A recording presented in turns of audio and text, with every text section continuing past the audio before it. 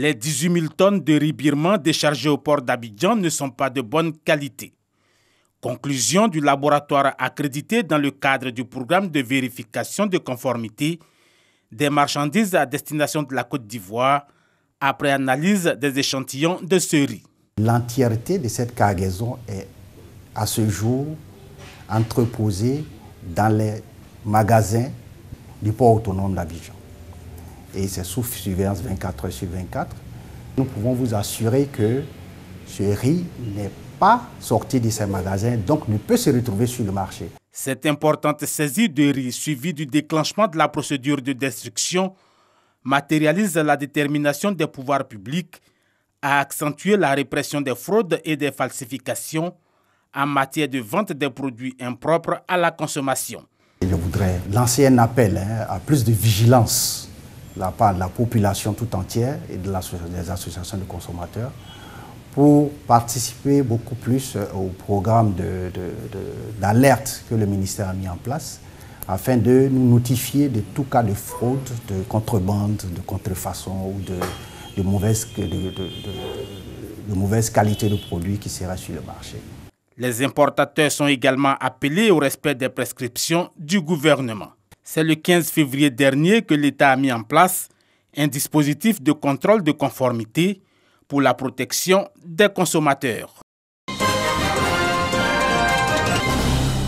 Cette conférence de haut niveau sur les opportunités d'affaires et les investissements en Côte d'Ivoire, la première du genre, a permis de présenter les performances économiques du pays, les performances réalisées grâce à un cadre des investissements propice.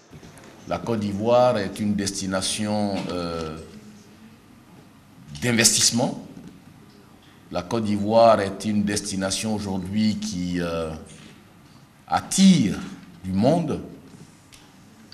Je peux vous dire qu'au centre de promotion de l'investissement, qui est le guichet unique de l'investissement en Côte d'Ivoire, chaque jour, c'est environ 300 opérateurs économiques, sociétés et personnes confondues, qui viennent s'informer sur comment faire du business en Côte d'Ivoire. Vous voyez un peu l'importance que ce petit pays, mais grand dans les opportunités, permet de pouvoir étendre son business. Avec le Code des investissements, le port autonome d'Abidjan est un des éléments phares de la croissance économique de la Côte d'Ivoire. 79% des échanges avec l'extérieur transitent par ce port, qui a pour ambition de devenir le 3e hub portuaire africain. On est bien conscient qu'un opérateur qui s'installe, c'est pour soi il faut importer peut-être pour s'approvisionner. Il faut exporter la production, donc c'est bon qu'ils soient sûrs d'avoir un port qui soit à la hauteur quand même de leur attente et surtout avoir des éléments logistiques qui aident à accompagner et à fructifier leur investissement. Soulignant les projets à venir, le représentant de l'ambassade de Côte d'Ivoire en Allemagne a invité les opérateurs économiques allemands à investir en Côte d'Ivoire. C'est donc l'occasion pour moi d'exhorter les entreprises et les hommes d'affaires de Hambourg et de toute l'Allemagne de s'engager sur le marché porteur de la Côte d'Ivoire. Initiée par l'ambassade de Côte d'Ivoire en Allemagne, cette conférence est la première d'une série de rencontres qui se tiendront tout le long de l'année 2019, dans le cadre du renforcement des échanges entre la Côte d'Ivoire et l'Allemagne. Rappelons que la coopération ivoiro-allemande dure depuis les années 1960. Chaque année, depuis 3 ans, la Côte d'Ivoire bénéficie de plus de 6 milliards de francs CFA de financement grâce à cette coopération.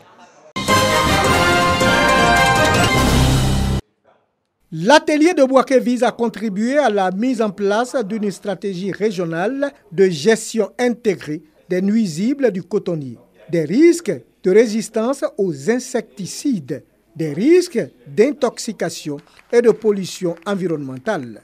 L'atelier se propose de contribuer de façon durable à l'amélioration de la compétitivité de la filière, à l'amélioration des revenus des producteurs, à la sécurisation de leur santé et à la préservation de l'environnement en Afrique. Il s'agit de mettre en place des stratégies et des méthodes de lutte qui puissent permettre aux producteurs d'améliorer ses revenus. Il est recommandé au terme de cet atelier de prévenir et gérer les problèmes parasitaires phytosanitaires dans les zones de production cotonnière en Côte d'Ivoire, prévenir et gérer la perte de sensibilité aux insecticides chez les insectes ravageurs émergents du cotonnier en Côte d'Ivoire. Il y a des nouveaux produits qui ont été évalués et qui se sont montrés efficaces contre les ravageurs du cotonnier. Il y a aussi des nouveaux programmes de protection qui ont été mis au point dans le cadre du projet et ils ont estimé que ces nouveaux programmes peuvent être transférés en milieu paysan. Les responsables de la filière et la tutelle ont défini une nouvelle feuille de route pour le projet. Les acquis existent, cependant, de nouvelles priorités sont dégagées pour la filière en termes de recherche. Le CNRA et le FIRCA ont signé un contrat pour la mise en œuvre de la deuxième phase du PRPICA volet Côte d'Ivoire sur la période 2016-2019.